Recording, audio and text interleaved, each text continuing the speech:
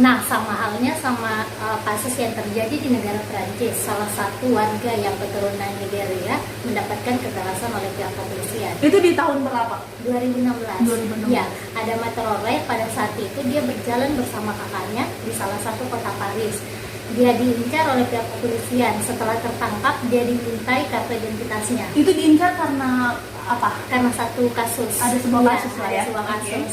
Nah, pada saat dia ditangkap oleh pihak kepolisian, dia tidak dapat memperlihatkan kartu identitasnya. Dia sempat mau kabur, namun pihak kepolisian menangkapnya.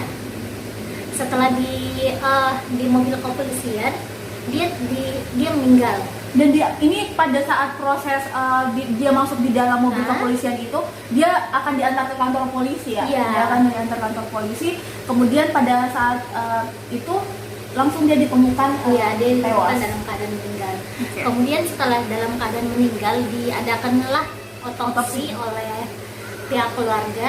Ada 4 kali otopsi.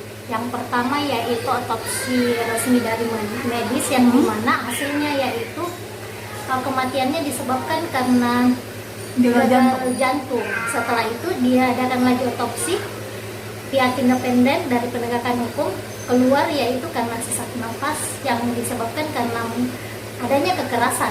Berarti ini ada 4 kali hasil otopsi yang salah satunya itu pertama dari pihak medis itu sendiri, dari pihak medis yang ada di sana, kemudian hasilnya karena penyakit. Kemudian yang kedua dari pihak orang tua mungkin karena dilakukan secara independen itu mungkin karena ada rasa ketidakpercayaan bahwa terhadap hasil otopsi tersebut. Oke. Setelah itu keluar adanya kekerasan dan kematiannya karena kekerasan. Dan ini sama halnya dengan apa yang dialami oleh George Floyd itu sendiri, karena dilakukan otopsi pertama dia juga dinyatakan bahwa hasil otopsi itu menyebutkan bahwa dia meninggal disebabkan karena salah satu penyakit.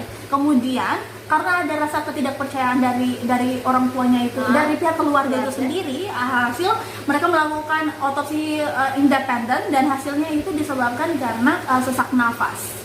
Dan seperti diketahui bahwa George Floyd memang beberapa video yang viral itu memperlihatkan bahwa dia sedang mengalami tekanan oleh oknum polisi itu sendiri, dan itu sangat jelas terlihat dan videonya tersebar hampir di seluruh dunia, dan ini yang membuat banyak orang geram, tidak hanya di negara Amerika Serikat sendiri yang sampai ada penjarahan, protes besar-besaran. Namun dalam kasus yang tadi yang terjadi pada George Floyd ataupun Adam Traore, muncullah hilangnya trust. Benar hilangnya terhadap penegakan hukum sendiri, yang dimana kan sebenarnya dia yang mengayomi, dia yang melindungi warganya, namun setelah kasus tersebut hilangnya trust karena disebabkan dengan ulah dari officer sendiri.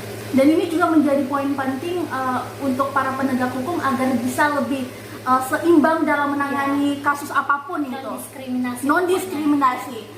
Bahkan di Indonesia pun banyak yang melakukan aksi dukungan terhadap protes Black Lives Matter juga termaksud karena seperti Rosa dan lain-lain, itu mereka mendukung tentang gerakan Black Lives Matter itu sendiri demi tidak adanya lagi rasisme di negara Amerika, apalagi di negara Amerika kan kuat banget tuh diskriminasi terhadap orang kulit hitam ya.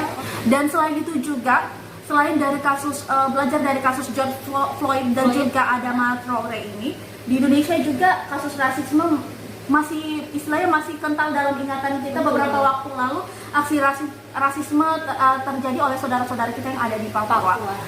So sebenarnya pada poinnya adalah bagaimana kita bisa menerima satu masing-masing. Mungkin kalau di negara lain punya ideologinya sendiri ya. Kita di Indonesia kan berpatokan pada ideologi Pancasila dan Bhinneka Tunggal Ika. Dan tidak bisa dipungkiri bahwa Indonesia yang beragam ini terdiri dari beberapa suku, budaya, ras dan agama. Ya, itu membuat kita unik dibanding negara-negara lainnya. Mungkin di negara lainnya hanya 2 ras, dan kita dengan kekayaan dan keragaman kita itu menjadikan kita harus bangga terhadap negara kita sendiri, bukan begitu kan? Dan itu nanti akan mendorong kita bahwa hidup damai dengan perbedaan itu akan lebih indah dibanding kita saling istilahnya saling ngejudge satu sama lain dikarenakan ras kita berbeda atau budaya kita berbeda.